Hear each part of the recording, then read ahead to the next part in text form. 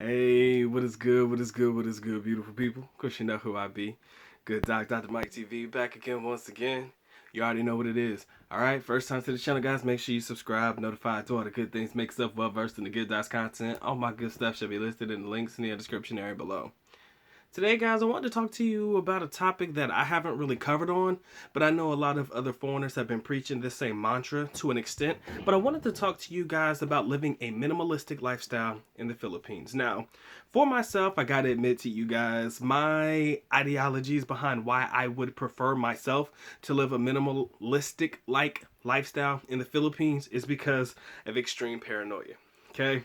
I want to share with you something that really set my mind towards the idea of living a minimalistic lifestyle void of attachment to material possessions. Okay, so I was watching this movie a long time ago. It's a very popular movie. It's called The Transporter, right, with Jason Statham, and I'm talking about the first one. They had a couple of them, but I'm talking about the first ever Transporter movie that came out, right? He had the little Asian girl love interest and shit. Not anything to do with the story, but there was a scene in this particular movie where his house blew up, and then my man had to jump into this water, and he swam all the way to a completely different house that he owned. This shit, I was like, man, that is so awesome, bro. You mean to tell me you got a whole house that blew up, right? But you just swam, and now you got a whole other house and stuff like that. And in my mind, I thought that was mad cool because I was like, yo, man, it would be so nice to have like properties in different places and stuff like that. Like you really got it like that, right? But when I saw that part, the first thing that ran through my mind is, yo, I know that if push comes to shove in any capacity and I have to up and leave, I never want to be attached to anything or any type of material possession that I have.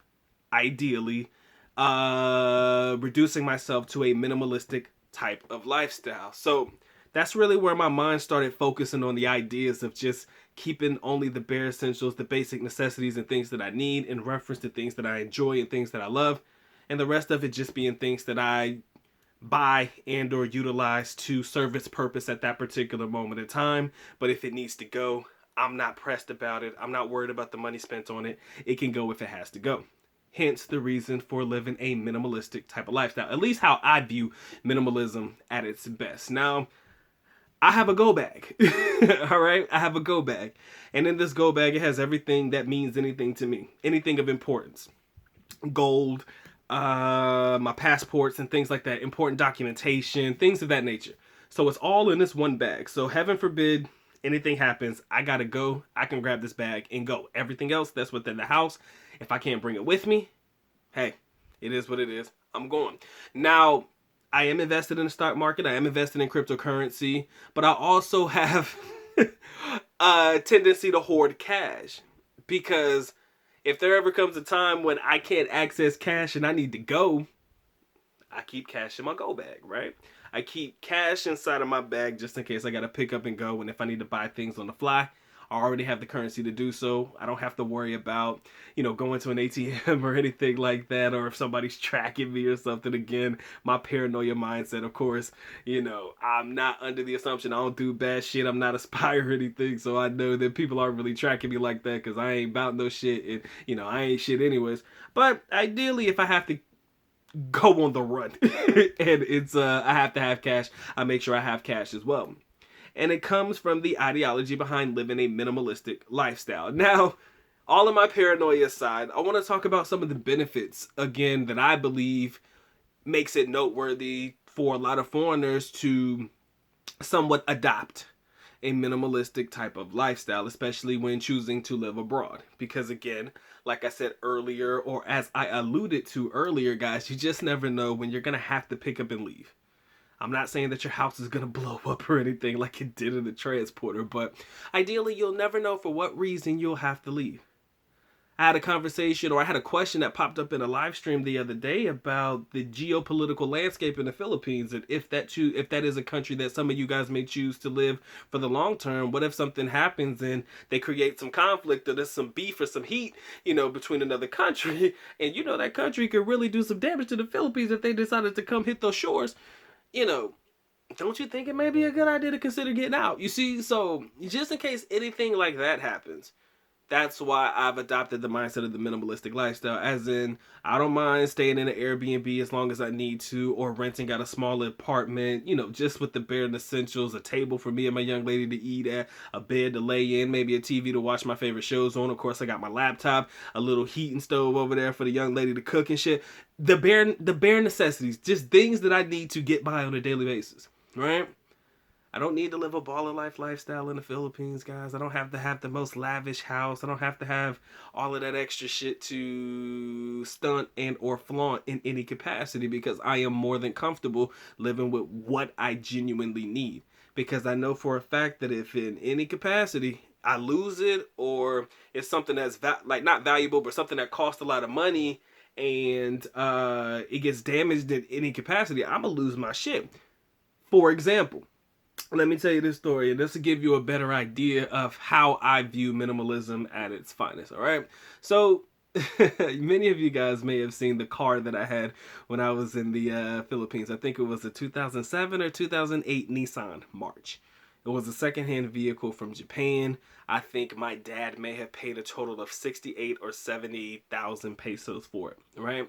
But my dad also had a 2011, I believe at that time, Toyota Vios limited edition, right?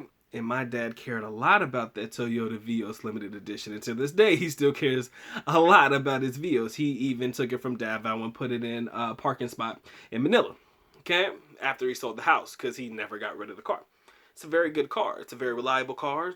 It holds its purpose and it serves its purpose. But my dad spent a pretty good chunk of change on that car. And I know for a fact that if he ever got into an accident in that car, or it got scratched up, or you know how Filipinos drive in the Philippines, let's get it real. You know how most people drive in Asia, let's keep it real. And I know that if there's a scratch on that car or anything like that, damn, he's tripping. Like he be like, yo, what the fuck is this, man? Where'd the scratch come from? And again, that just comes from the value put on the car and the investment put into the car. I would almost say, if I can remember correctly, don't quote me on this one, it was over 1 million pesos for that car. Maybe 1.1, 1.2 maybe. I don't remember, but it was up there in price. No, actually, I'm lying.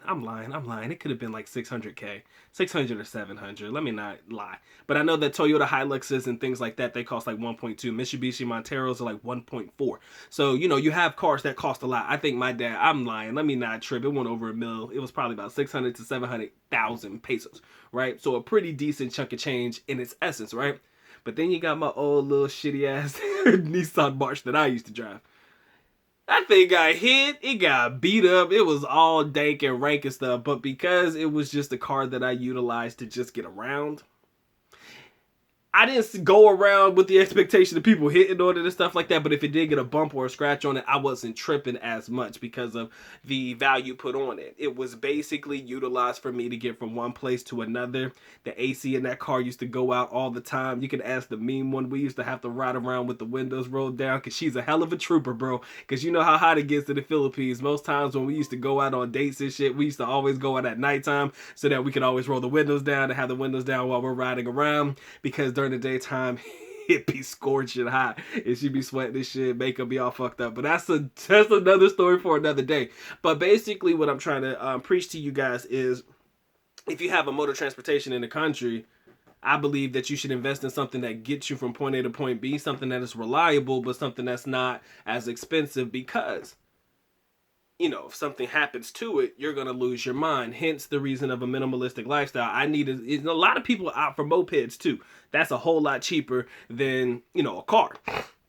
But I just have to have 4 walls around me because I'm paranoid. I don't like bicycles at all. I don't like motorbikes. They freak me the fuck out. So that's why I would never get one. And I don't trust myself with my young lady on the back. It just makes me super paranoid. It makes me super paranoid. If I hit a rock or something and we just go flying, it's nightmarish at best. So that's why I choose cars.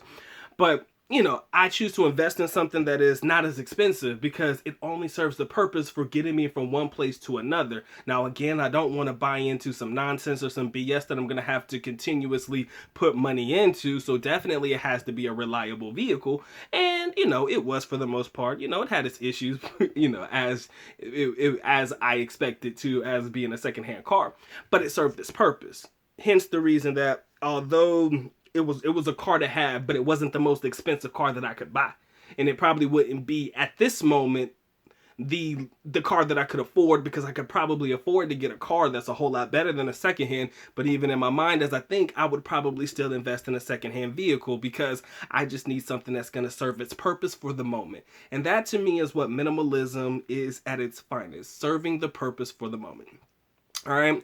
And I don't know how many of my foreigners believe in the minimalistic lifestyle. I would love to hear how you guys feel about being a minimalist, or having the least amount of possessions, focusing more on less material things, focusing more on your happiness, and focusing more on just a place to stay. You have a lot of those budget friendly guys, and I'm one of the biggest advocate for budget friendly living. But, people who will say, man, I'll just stay in a hostel and I'm good. Y'all seen my video on hostels and how I feel about them. And that's probably the one thing that I'll probably never do, no matter how cheap it is.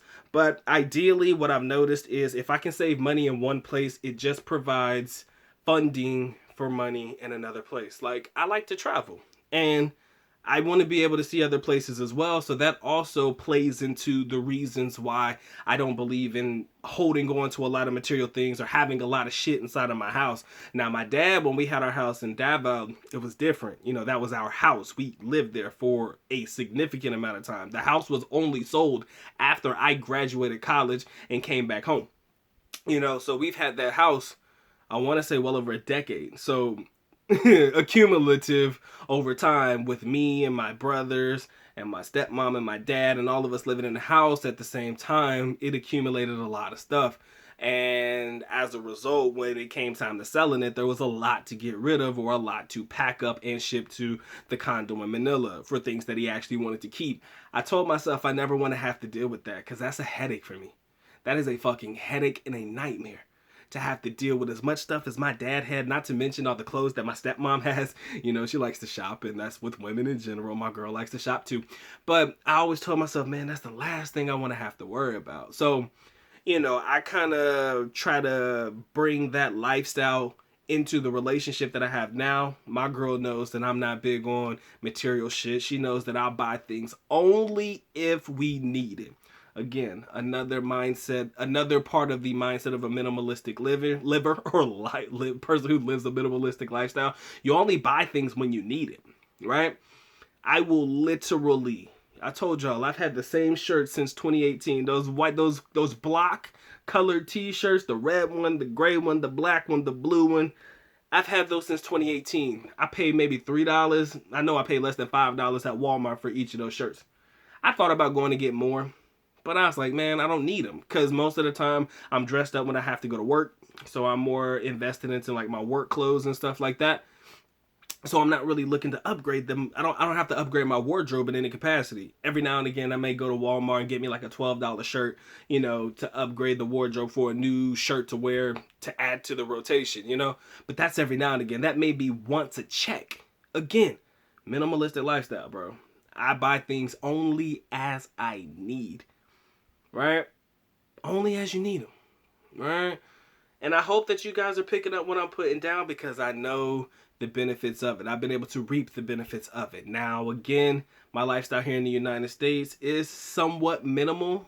I do spend a little bit of money now since I'm back home, and I'm, making a little bit more money. So yeah, I try my best to keep my bills and the stuff that I spend on as limited as possible, which is also another part of the minimalistic lifestyle, lowering your bills or anything that you have to pay out for. I'm working on it. I got a couple of things that I do need to pay off. I did get a new car, woo-woo, because I had no choice. Again, I had to get a new car because I had no choice. The one that I had prior, it was starting to get on my nerves, for lack of a better term. And because my car was a Suzuki, the Suzuki dealer doesn't exist anymore, so I couldn't even get it fixed even if I wanted to. When any regular car place that I went to, they didn't even know what to do with it, because there was a lot of different things going on, and it could have been the computer system that was all jacked up. So, other than the things that I have to buy because literally there's no other choice, chances are I'm not buying it unless I need it. Hence the reason your boy is all about that minimalistic lifestyle living. Okay, if you guys are all about it, I would love to hear it in the comment section below. I know a lot of my foreigners are like, man, I came to the Philippines to ball out till I fall out, man. I'm gonna get whatever the fuck I want to. I'm gonna spend my life. I'm gonna have a mansion in the Philippines, man. Y'all can't tell me shit. I got this money. I made all my money in the West so that I can spend it in the East. You can't tell me ish about shit. I know. If you're about that lifestyle, let me know in the comment section below, man. If you are about that minimalistic like lifestyle in the ways that I tried to explain it to you guys in this video, please let me know in the comment section below. So if you made it this far in the video, man, I don't know, man. Do something cool in the comment section, something that'll stand out so I know that you guys made it to the end. I want you to just text Doc made it to the end of the video. You can say that, Doc made it to the end of the video, then leave your comment. Trying to test this algorithm like I always do. Guys, I appreciate you locking in. Appreciate you being a part of the team, man. If you support the content or you like what you heard, drop a like. Doc would highly appreciate that. There's a little thank you button in the corner if you guys want to drop a couple $2 on the Good Doc's book. I promise it'll go to a great cause because we're going to do some good things in the channel in the days, months, weeks, years to come. All right, we're going to try to make this bitch really what it's supposed to be. Just for the sake of you guys. Alright? So, with that being said, man, it has been fun, it has been real, but it's time for the Good Doc to go and get to getting. So, with that being said, man, Good Doc is officially out. At least not go by alone, which means I am going now. Bye-bye. As always, love you guys. Sincerely do. Mahakita. Mabuhay. Peace.